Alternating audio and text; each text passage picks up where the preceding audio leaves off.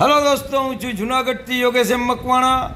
ખાસ જણાવવાનું કે જે ઈસ્ટ ઇન્ડિયા કંપનીના હેલ્ફાના આવતા હતા તેની માર્કેટ વેલ્યુ એટલી બધી હોતી નથી ને ઘણા બધા માણસો એવું વિચારે છે કે હેલ્ફાના અતિશય મોંઘા છે, બહુ જ મોંઘા છે, જેમની કિંમત હજારો રૂપિયામાં છે, લાખો રૂપિયામાં છે. પણ ખરેખર એવું કાંઈ હોતું નથી. તેની માર્કેટ વેલ્યુ એટલી બધી હોતી નથી. તો તેમની